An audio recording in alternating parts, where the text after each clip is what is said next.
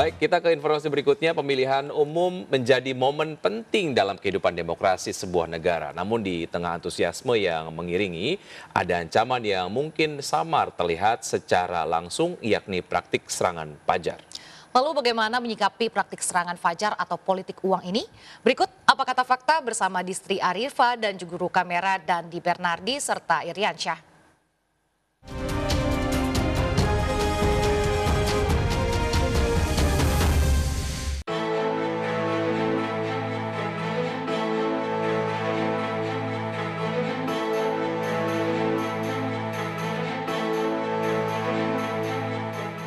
Fenomena praktik politik uang atau serangan fajar dalam kontestasi pemilu menjadi permasalahan yang sulit dihentikan.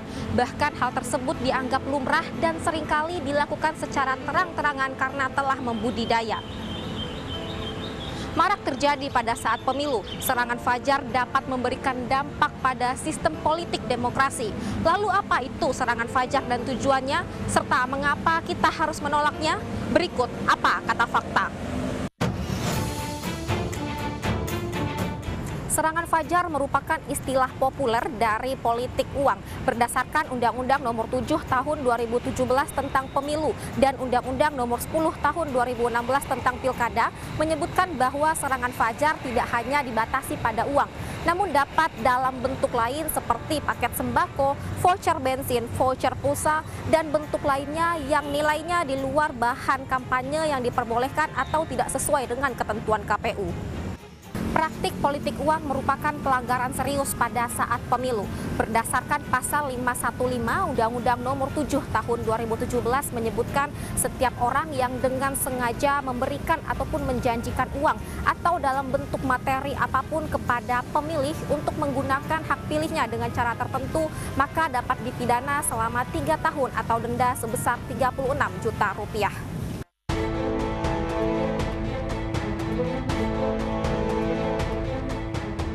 Berdasarkan pasal 523 ayat 1 menyebutkan bahwa setiap peserta, pelaksana atau tim kampanye yang secara sengaja memberikan uang ataupun menjanjikan materi lainnya kepada peserta pemilu, maka dapat dipidana selama 2 tahun penjara atau denda sebesar 24 juta rupiah. Lalu pada ayat 2 berbunyi bahwa setiap pelaksana, peserta atau tim kampanye yang pada masa tenang memberikan ataupun menjanjikan uang atau materi lainnya kepada pemilih, maka juga dapat dipidana selama 4 tahun penjara atau denda sebesar 28 juta rupiah. Lalu pada ayat 3 berbunyi bahwa setiap orang yang memberikan ataupun menjanjikan uang atau materi lainnya kepada pemilih untuk tidak menggunakan hak suara atau meminta memilih peserta pemilu tertentu, maka dapat dikenakan pidana selama 3 tahun penjara atau denda sebesar 36 juta rupiah.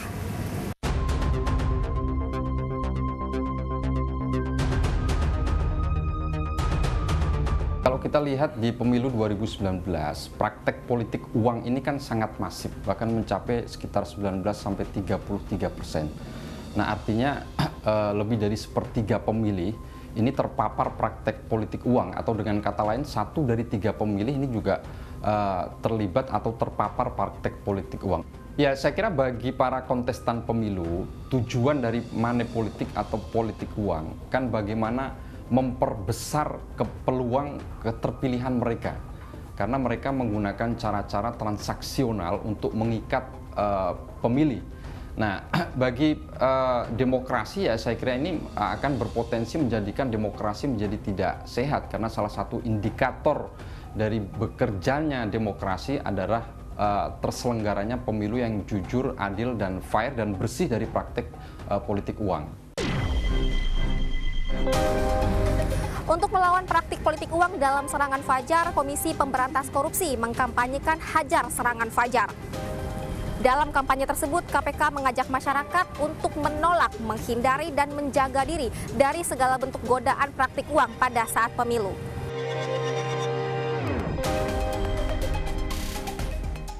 Kampanye Hajar Serangan Fajar ini secara khusus ditujukan kepada kaum perempuan yang berusia 36 tahun hingga 55 tahun yang rentan upaya serangan fajar menjelang pemilu. Lalu juga kepada Gen Z dan kaum milenial yang berusia 17 tahun hingga 35 tahun. Data tersebut berdasarkan hasil studi Lembaga Pemantau Pemilu di Indonesia pada tahun 2021. Lalu apa yang harus dilakukan untuk hajar serangan fajar? Yang pertama adalah tolak dan terus hindari segala bentuk pemberian yang mengarah pada serangan fajar. Lalu yang kedua adalah untuk melaporkan setiap kejadian serangan fajar ke pihak Bawaslu atau Panwaslu setempat, atau juga bisa melalui online lewat situs ataupun website Jaga Pemilu. Yang ketiga tentunya adalah untuk terus menyuarakan ataupun mengkampanyekan hajar serangan fajar. Bisa dengan berbagai cara, salah satunya adalah melalui media sosial. Kampanye Hajar Serangan Fajar menjadi upaya KPK untuk mencegah adanya politik uang saat pemilu.